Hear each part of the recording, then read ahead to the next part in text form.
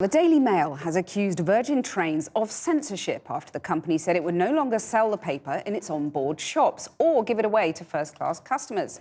Virgin say that the paper is not compatible with their beliefs and that employees have raised concerns about the paper's editorial position on various issues.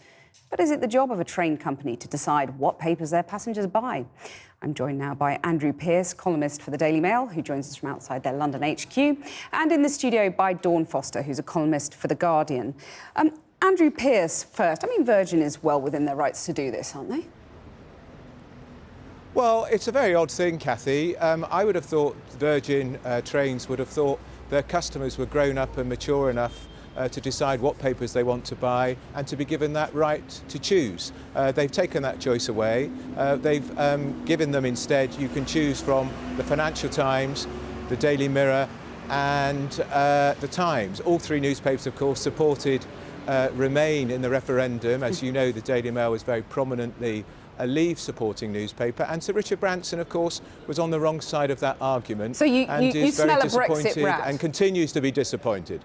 I do smell a Brexit. I also just think this is a very odd story. This isn't a reaction of customers of Virgin Trains, Cathy. This is the internal machinations of some unnamed members of staff, bar one, who's called the head of customer communication and engagement, who says we are concerned about. He doesn't tell us what the concerns are. There is no attempt to flesh out what his concerns are. And I do think the Daily Mail is quite right to say it's censorship. But fortunately, at most railway stations in Britain, you can still find a newsagents which stock the Daily Mail. OK, let me put that to Dawn Foster. Virgin has taken away choice for its customers. I mean, I think Virgin are well within their rights to decide what to sell. They don't sell The Guardian. I'm not too upset about it. I don't think it's censorship. But also, I think Andrew's wrong to say it's not just about customers. Virgin only sells 70 copies of the Daily Mail every day. So clearly, Virgin have decided that they don't sell that many copies anyway. And if it makes some of their employees unhappy, then why not just remove it? I think Virgin are well within their rights to decide exactly what they sell. Andrew may be unhappy, but as he said, they can buy them elsewhere. And I think they're completely within their rights to do so. Well, Andrew Pearce, I mean, it's no wonder, is it, that some employees are offended? Because if you look at some of the recent headlines, never mind Brexit, who won Legsit, with a picture of the two most powerful female politicians in the country, pretty offensive to women. Harry's girl is almost straight out of Compton. That prompted accusations of racism.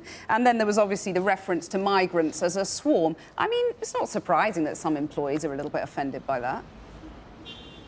Look, the Daily Mail has never shied away from being a provocative newspaper, and you wouldn't expect everybody to agree with everything we write every day. If we did, it would be a very boring newspaper. It's the same if you read the Times. The columnists are often in complete disagreement with what the paper's editorial position is. But, you know, the position, this curious internal memo from Virgin talks about the Daily Mail's position on immigration. I mean, the Mail gets up the nose of the Liberal elite, but that's why its readers love it. I mean, it's provocative, as Andrew Pearce was saying, and it has a circulation of 1.5 million, which The Guardian would only dream of. Absolutely, I agree. But I think the thing is that the Daily Mail is different to a lot of other newspapers in that, as you said, like, it often has some very racist, sexist, homophobic, headlines. Some stories that, yes, they do. It does. And a lot of people are, I think the thing is... Well, let Andrew Pearce come back on that. Look, it's very cheap and easy for The Guardian to throw around these words. They've done it before. But we follow a very strict code of conduct in the industry, and when we use our headlines, we operate within that code, and people can complain about it, and I can't remember the last time there was a complaint upheld. And, of course, unlike The Guardian, if people are unhappy and we do get things wrong, we put our corrections prominently on page 2. I think The Guardians go on page 44. No, they don't. The Guardian do it online. The Guardian also have a reader's editor who deals with it very, very competently. I think the other thing is, actually, a lot of people do feel that the Daily Mail, impacts on their quality of life. It impacts on... Well, Andrew Pearce, why does the Daily Mail have a right to offend people? Why is that important?